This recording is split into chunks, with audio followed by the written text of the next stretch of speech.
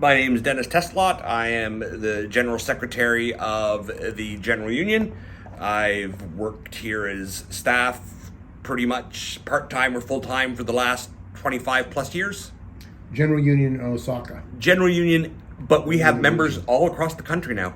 After COVID, we couldn't close the doors. We couldn't tell people in Hokkaido, sorry, we can't deal with you. We just opened the doors, and because of technology. So yeah, the General Union, and now we actually just call ourselves the General Union. And are you growing? We are growing. We're growing. Actually, we have a plan to hit 800 people at the end of this year and 1,000 at the end of the next year. And I know a lot of people are probably, if they would watch this in America, they think 800 people, that's nothing, that's the size of one local. Yeah, organizing a union is very different in Japan. And especially because who do we organize? We organize migrants, one-year contract workers, part-timers, freelancers, people that, they're here today, gone tomorrow. Maybe they moved from this place to that place and they lost touch with us. So we're organizing a very fluid group of people. So probably though, I figure how many people have joined this union in the last 30 years? Oh, 10,000, easily 10,000 in the last 30. Oh, more than 10,000 have joined. And the amount of, probably the impact of our punch over things like social insurance, campaigns that we have over unlimited term contracts. Oh, the impact that we've had is tremendous outside there. We've always punched way above our weight class. And also I understand tech workers are joining the union. Tech workers, we were doing some math the other day, and our union is organized in 4 sectors. There's private language schools, there's schools like international schools, private elementary schools, and assistant language teachers that work in the public schools. So there's the private language teachers, then there's this group here that are schools, we call them. Then there's a university sector, universities and colleges sector. And then we have a sector that we used to call other, actually, but we thought that's not a really nice name. So we call it the industrial and commercial sector, just because that would kind of cover everything. And that group is growing. We're actually we're putting the general back in General Union these days, actually. And we're getting a lot of those people that work some in shops, some in factories, some drivers, a whole bunch of different people. That's always been one small group. And in 2022, that group was 22 people, including the tech people that were in there. And then after a little while, we had to split it. We had to take the tech people out. The tech people had gone up to 70, and this group here has gone up to 70 themselves. So there was 22 people in 2022, and that now is gone into 2 separate branches with 140 people. So again, when you look at it probably from another place where there's these massive size unions, what's 22 to 140? Who cares? For us, it's tremendous. It's the kind of growth that we don't usually see. And we look at other unions around us, not those big Denko unions that are just company unions, actually, but unions in our world. And no, we're growing. And tech workers, how do they get organized? Because they're all different companies, different locations. All different locations, all different companies. We have 1 member here and 3 people here. And indeed, we have 20 members, I think. And then there's 2 here and 1 there. But the good thing is they also move a lot in their jobs. And they introduce one after the other into us. The tech workers are more coming to us like in the old days when we were first building a union. They come with their problem. Please help me, I'm having a problem. And because of the way the trade union law works in Japan, where you have a right to collective bargaining even with 1 person in the workplace, well, we can do that. And this guy, we deal with his problem and he's happy and he talks to his friend and like that. Basically. What companies are we talking about? Of the big companies, we have people at Indeed Japan, we have members at Google, and we have members at Amazon. But like this.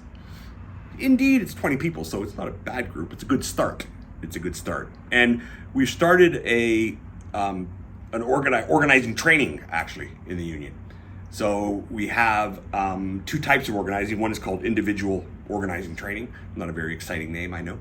And the other is workplace organizing training. And this one here is we have a lot of members. 70% of our members join by word of mouth. They don't join because they saw us on the web or, all these things, leaflets, stuff like that. I always tell people they're props.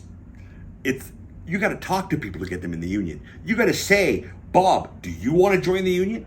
Because sometimes I've talked to guys like Bob and say, no one ever asked me to join. I mean, that's amazing, isn't it? People forget to say, do you want to join?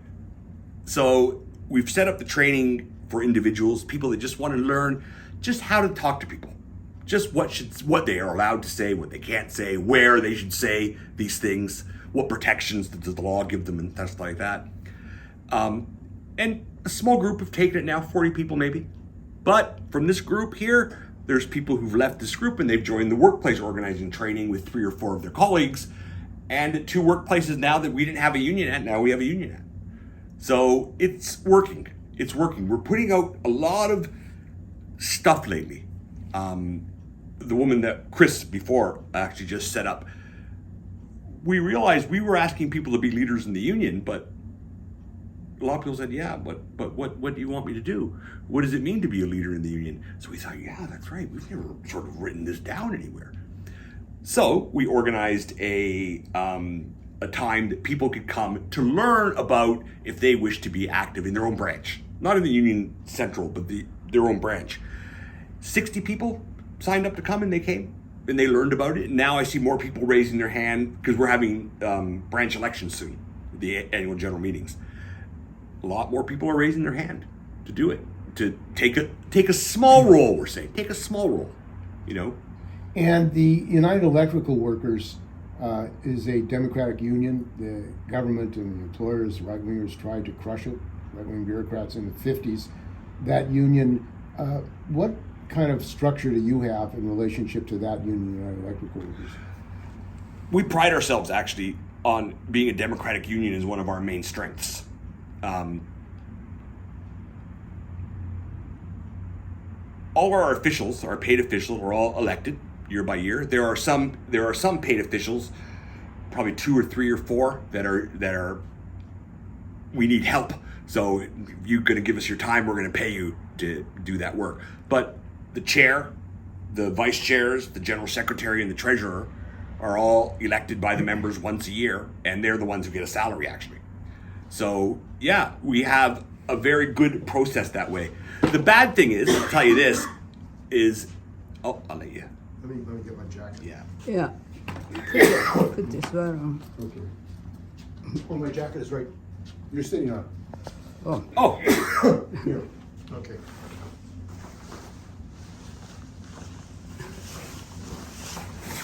Okay. A little bit drafty maybe. Yeah. Okay. That's okay. I think one of the bad things I think right now is that a lot of people are busy and the staff positions are quite low paid at this time still. And for a lot of regular members, well, they can't do it. They couldn't say, I want to run and be the chair of the union because I got a family at home and the union is not going to pay me enough money to do that. That's a negative thing. Right now, I think still a lot of members are sort of like, you want to be the leader or you want to be the chair? Thank you. Go ahead. There's really no competition for these positions right now, which is a very bad thing. But how do we change that? Well, one thing is we need to increase the wages for the staff here. Right now, people like me can do it. Why? Because I get my salary here, but I'm paralyzed, so I get my disability pension too. So, between those two, okay, I could raise a family.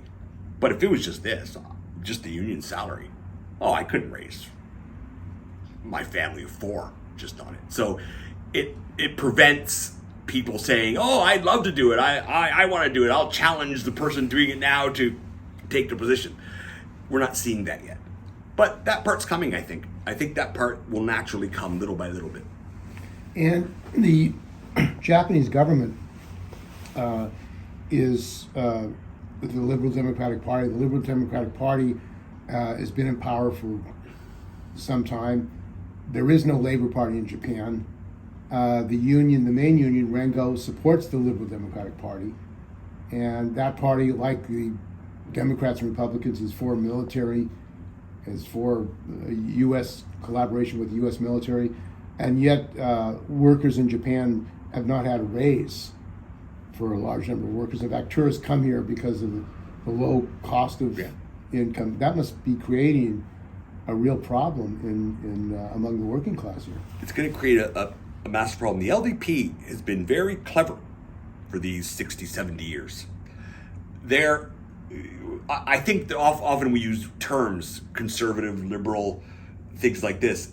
Japan is truly, the LDP, the largest faction in the LDP, are conservative in the sense of conservative, what it meant before Thatcher and Reagan.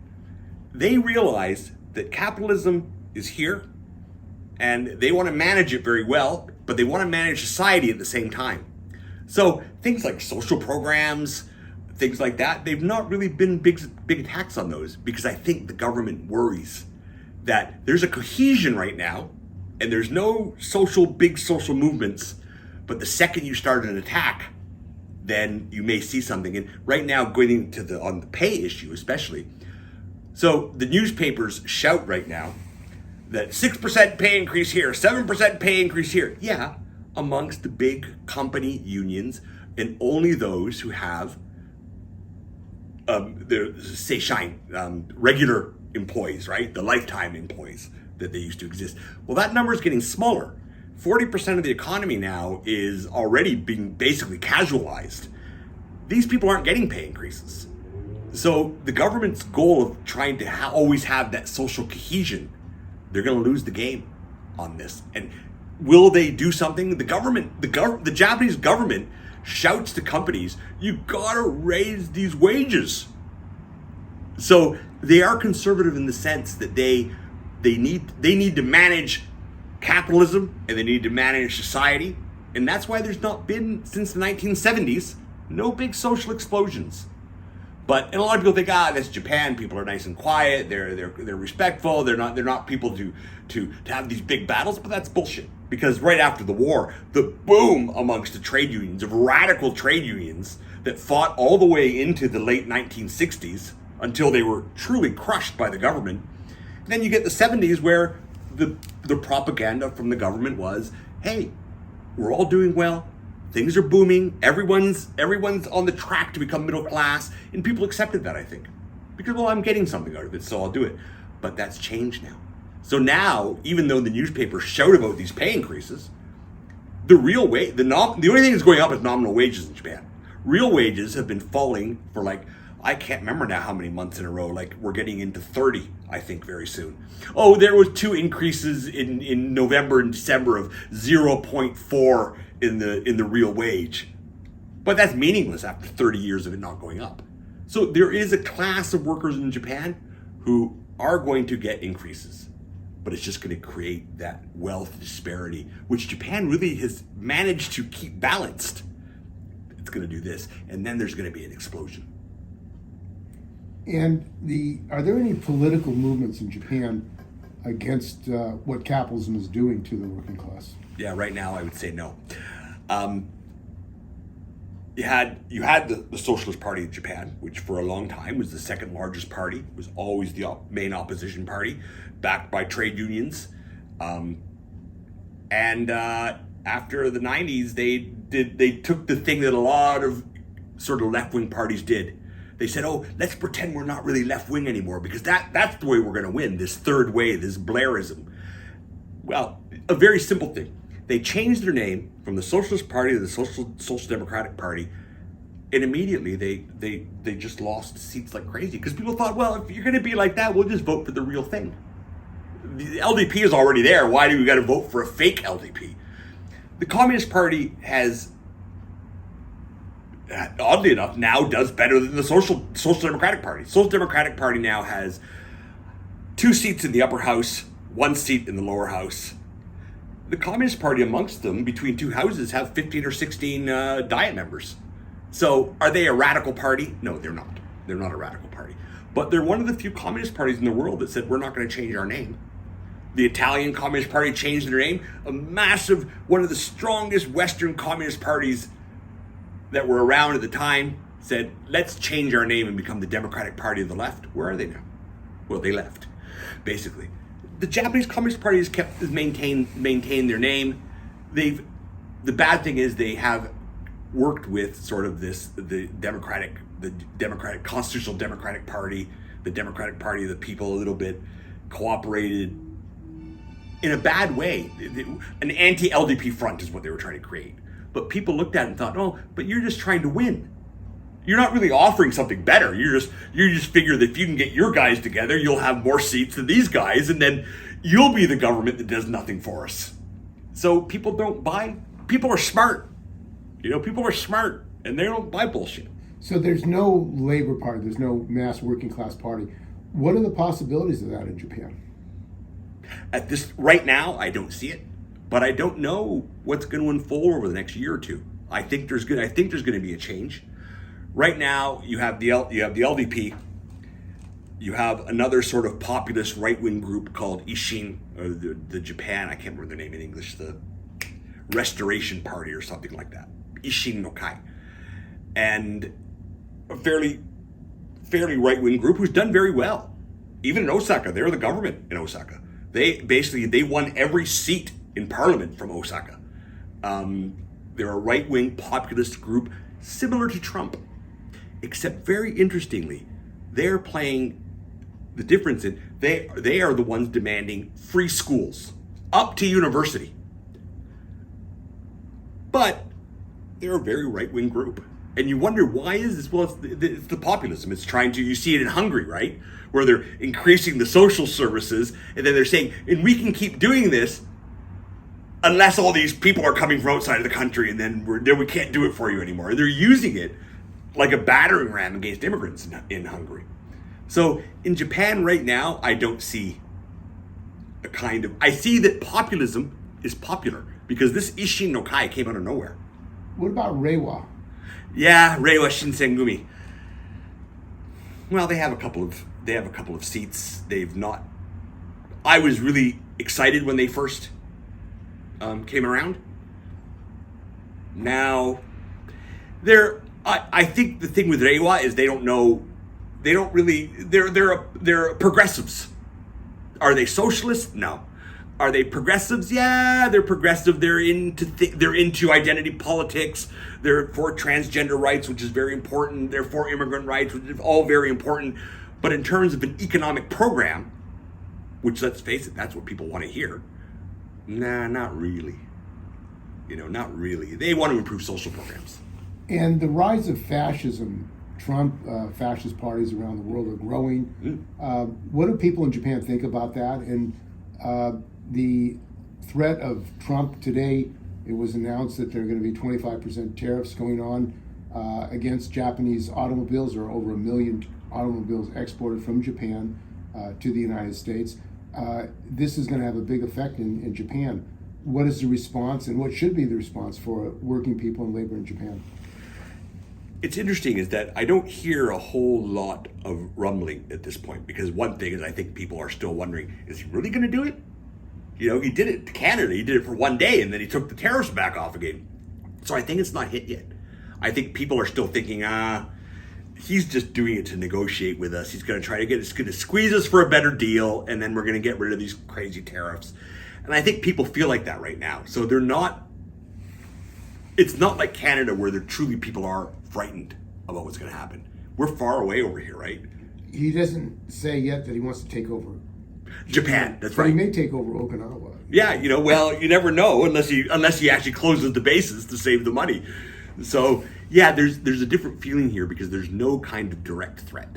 There's no kind of an alliance like NATO where the fear is that they're going to just pull out of NATO and the Europeans are going to be left on their own. Right now, basically, America is important in a sense of, I guess, defense alliance, and that they have bases in Okinawa. But the fear of Donald Trump is different because, again, we're far away. The alliances are less clear than they are between, America and Europe, or America and Canada, and America and Mexico. these places are scared, I think, and worried. Here, not yet. And most Americans are unaware of it, but the U.S. military presence is massive in Japan. They have training sessions near Mount Fuji. They have bases in airspace. Helicopters, military helicopters go over the airspace. In Okinawa, there are helicopter accidents. People are killed or people are injured. There are rapes of girls, and it seems like the Japanese military occupation of Japan continues. Is that true? It's 100%. U.S. military. U.S. military occupation. U.S. military occupation. 100%. Those areas where they have those bases, that's America. They basically have America on Japanese soil.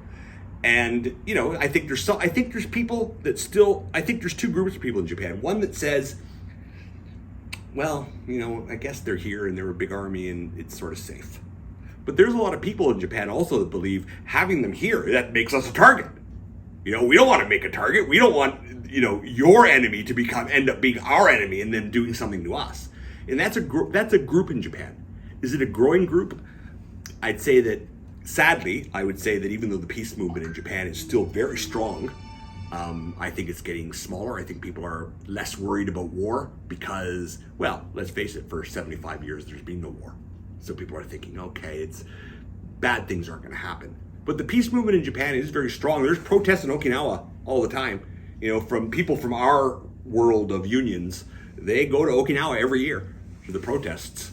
So that fight in Okinawa continues against the bases. And there have been militant struggles in the history of Japanese working class. Yeah. A fight against privatization of the railways, which Nakasone pushed. One of the reasons is he said he wanted to get rid of a left union, and there was a national strike against the Vietnam War that took place in 1975. There's also been a strike in Osaka. Maybe you can talk about Kanama, Kanyama strike of the concrete workers. What was that all about, and why is that important to working people here in Japan and Osaka? I don't know the details to the degree that I should know the details. But what I do know is that what they do a lot of. We're minority unions here, right? It's not like in America where you have a union and that means everybody's in the union. No, these are often minority unions. And minority unions, sometimes to get their message across, have to take tactics that are more militant. And these the cement truck drivers are rather a militant union. And they do things like inspections, safety inspections. The union does the safety inspections. They go onto the property and things like that. And from that kind of activity, that's where the police started to crack down, that they were trespassing, that they were, I can't remember if they actually used the violent group law, the Boryokudan law against them. I don't think they did in the end, but interference in business. And they accuse them of being gangsters? Gangsters, basically. Our union has been accused of being gangsters too. But basically, for people that committed crimes, you would say, against private property, right? They didn't kill nobody. They didn't beat anybody up. There was nothing like that. Crimes against private property, these guys were held for over 200-300 days at a time. A lot of them. I don't even remember the numbers now anymore. It's, how many were in and then people that came out. And they just, finally, there was one case, there's more cases going on, actually, across the country, across this Kansai area. But at the Kyoto court, about a month ago, they were all, what's it called when you win? They were judged not guilty, I guess. Cleared. They were cleared. What was it called when you win? Acquitted. Acquitted, that's it. They were acquitted. And it's amazing because in Japan, basically, let me just turn that off here. Thank you.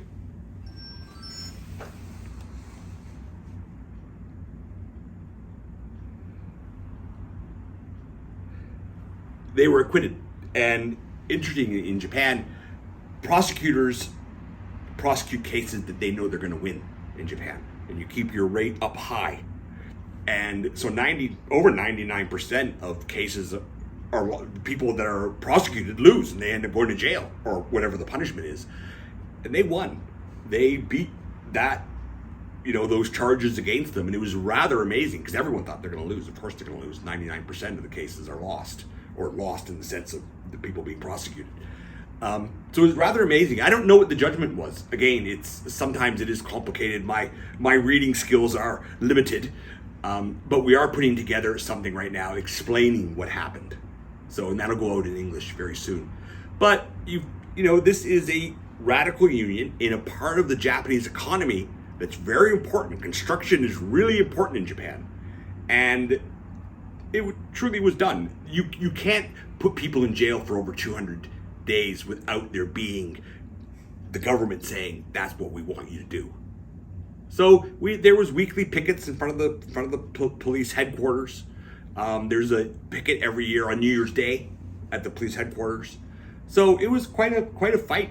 The fight about these people being locked up. So they're a tremendous union. They've always been a very big help to our union. So they've always supported the stuff that we do. So we've always tried to pay that back. And the world situation, danger of war, the trade war and militarization, and the United States wants Japan to spend more money on the military budget. What would that mean in Japan with, I understand there are cutbacks in social services and other benefits like in the United States? They're actually considering right now having a very special tax levied to increase the defense spending. I think, again, the Japanese government is always very worried about doing things like attacking social services that people rely on. So, how do you do that then? If you can't really cut so much, and they cut, you know how they do it. They cut in a way that people can't see the cut. If you don't make the cut too big, not many people are done, and at some point they'll kill it. A very good example. I pay, when I do a doctor's visit, the most money I can pay is 500 yen because of my disability, right? 500 yen means? How much is 500 yen? 500 yen is, I guess, American money these days. 300 yen. $3. $3. Sorry, $3. About $3. That's the maximum I pay, right? Everyone in Japan, you're supposed to pay 20% of the bill yourself, and then insurance covers 30% yourself. It used to be 20. 30% you pay yourself, 70% the government pays. And even this 30%, there is a cap in 1 month about how much you can spend. But because of my disability, I pay 500 yen. I go to the doctor, and he sees me, and he looks at me, and he says, "Are you okay?" "Yeah, I'm okay." He goes, "Well, here's your medicine this month." And I give him 500 yen. But that was it. I got my medicine too, 500 yen. Now, no, I got to pay 500 yen for the medicine too. So, it wasn't a big thing. And, when you think about it, $6 for a month's worth of medicine and a doctor's visit, I bet Americans are shocked by that. But that's the small cut. And with defense, they actually are talking very openly that we'll need to have a new tax to increase the militarization of the country. And I think there's going to be a movement against militarization, remilitarization in Japan. I think even though it's been a long time, I think people are still weary of what happened, 80 years ago now in this country. So people are, there's a lot of propaganda goes on along it, right? China's going to attack Taiwan, and then Japan's going to have to. Well, what are we going to have to do? Are we going to do something? Japan's going to do something against the Chinese army, just rebuilding. But it's a demand by Trump, and it was 4 years ago. And it is now to increase defense spending, and I think they are going to levy a tax. And you're right, and they're going to take money out of social services in this country. And in the unions, is there any union opposition to militarization? No. That's not true. Talk about Rengo, because that's not true. A lot of even Rengo unions will be part of peace activity. So I shouldn't say Rengo unions are not involved in things. They are. There are some even good Rengo unions. But again, they're company unions at the end of the day. What does that mean to be a company union? Well, it's odd actually, because when you think of company union and I think of company union, it's two different meanings. In Japanese, it's called Kigyonai Kumiai. It's an inside company union. It's a union because Japanese unions are not organized industrially. They're organized basically company by company. And there is a confederation of auto unions, but they're not the UAW. There's a Toyota union, there's a Nissan union, and they all work independently. So they're basically unions that are organized amongst the regular workers in the company, and to make sure that, they're getting some. And they're also making sure the company, there's no big problems, there's no strikes, there's nothing bad. Different from yellow unionism, but a kind of union that, when you're protecting people that actually are getting the good stuff, there's not going to be any disruptions. The big job is going to become protecting yourself against the other growing group of people that are in the same company that are there on contract or they're part-time, things like that. So these unions, some of them, to give them their due, realized for their own survival that they maybe should start organizing some of these less, we call them irregular workers, hiseki, norosha, irregular workers, that we got to start organizing these people, because or else we're going to get smaller and smaller and disappear, because this part of the economy is growing. So there are Denko unions that do good things. My wife is in a union, and she didn't even know she was, because why? Because it's a union shop. No one said, "Oh, you're in the union now." She just looked at her pay one day and said, "What's this? $3 for union dues? Come on." It's a deal made between the company and the union, and they know that if they charge these part-timers too much money, they're not going to be happy, so they take $2 or $3 out of their pay. And there's a union. But it was just a deal made. There was no organizing. There was no get people in the union. It was a deal. And so even Japanese people who are in unions, I think a lot of people may not even know they are in a labor union. My wife works part-time at a supermarket, $2, $3 a month. Well, maybe if something happens, they'll help me. Business unions. There we go. That's the word. The business unions. They're business unions. Very much. Take care of, understanding that taking care of the company also means taking care of themselves, so they're willing to take care of both groups. Let's not make waves. And like I said, a lot of those unions, they do support political parties. Some of them support the Constitutional Democratic Party. Some of them support the Democratic Party of the People. The LDP support is not as clear as we are your supporters, but the president of Denko meets with the LDP now. They invited the LDP to May Day, the Denko May Day, So yeah, it's and the LDP isn't. So what do you see the future? Right now, I don't really see a lot of good possible things happening. Right now, I see that our world of unions are getting smaller. Why? Because people aren't organizing. We're growing because we're organizing. The other unions around us don't really, I don't know. They don't work. I know they don't organize. I know they don't look at a workplace and say, "Bob, you come to us with a problem and we've helped you with your problem, but how about your coworkers, Bob? Let's think about that." That doesn't happen. We talk in this union here about even a consultation or an individual problem is organizing. Why? Because that's our in to that place. So the unions in our world don't do that so much. The strongest, the best ones, like Kanama, are basically crushed by the government. And right now, I don't see a lot of future at this point. I don't, And how can people find out more information about your union? Do you have a website in English? Just generalunion.org. And it's bilingual, English, Japanese. I'm sure there's even some other languages randomly thrown in there, but mainly it's English and Japanese.